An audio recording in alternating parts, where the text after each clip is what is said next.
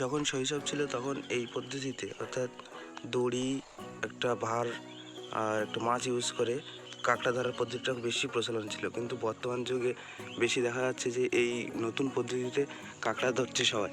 এটা পুরানো যুগের যে কাঁকড়া ধরার ব্যবস্থা তার চেয়ে এটা খুব সহজেই কাঁকড়া ধরা যায় এবং পাওয়াও যায় বেশি পরিমাণে এবং পরিশ্রমও কম। আধুনিক টেকনোলজি ব্যবহার করে জল থেকে কাঁকড়া ধরার নতুন উপায়। আজ দুপুরে এই পদ্ধতিটি ব্যবহার করে একটা ছোট্ট কাঁকড়া পেয়েছি।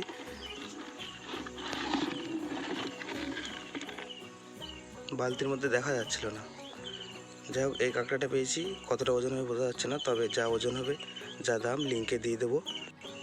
এই খাঁচাটি তৈরি খুব সহজ আর সাধারণ একটা ভিডিও দেখলে তৈরি করা যায়।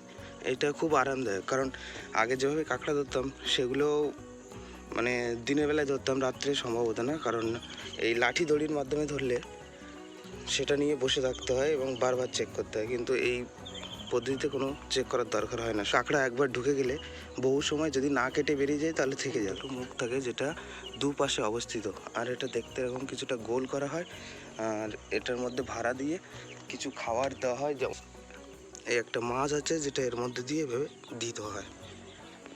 এই পথটা অনেকটা বড়, এই পথটা সবসময় খোলা থাকে। আর এই পথটা দেখা যাচ্ছে কারণ এটা আমি একটু আগে খুলেছি, যেটা এখান থেকে কাঁকড়াটাকে আর কি বার করেছি। এটুকু পথ দিয়ে কাঁকড়া ঢুকতে পারে কিন্তু বেরোতে পারবে না, আর আমি নিজেও বের করতে পারবো না, একটা হাতই যাবে।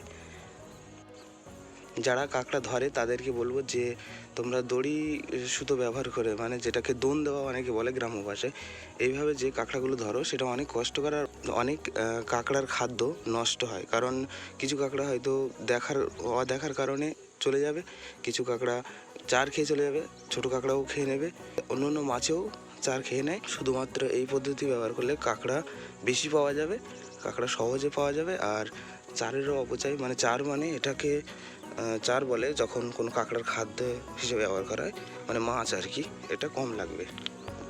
সর্বশেষ এই ভিডিওটির উদ্দেশ্য হলো যে সহজ পদ্ধতিতে কাঁকড়া ধরার নিয়ম দেখানো। আর এই ভিডিওটা হয়তো মাই ওপিনিয়ন বাংলা চ্যানেলে আপলোড হতেও পারে। নতুন কিছু করার চেষ্টা করছি, যেখানে অনেক নতুন নতুন কিছু দেখানো যাবে আমার আশা করি, কারণ আমার চারপাশে অনেক কিছু আছে যেটা সত্যি প্রয়োজনীয়। আমাকেও সাহায্য করছে, বাকিদেরও করতে পারে। আর যারা দূর দূরান্তে থাকে, শহরের বাইরে, যাদের গ্রামের বিশেষ কিছু কার্যকলাপ, প্রকৃতি ও কিছু অজানা জিনিস দেখতে ভালো লাগে, তাদের জন্যই আর কি এটা বানানো হচ্ছে। যাই হোক, এটা কীভাবে বানাতে হয় সেটা হয়তো অন্য একদিন কখনো হবে, কারণ এই মুহূর্তে একই সাথে একাধিক কার্যকলাপ করা সম্ভব নয়। আর এটা মূলত সিলিন্ডার টাইপের প্রসেস, যেখানে একটা মুখ আছে যেটা ভিতরের দিকে অবস্থিত, মানে কেউ এন্ট্রি করবে কিন্তু এক্সিট করতে পারবে না। এই ধরনের মেকানিজম দিয়ে, ফিজিক্সের মেকানিজম দিয়ে এটা বানানো হয়েছে। যাই হোক, এই পর্যন্ত, সবাই ভালো থাকবেন।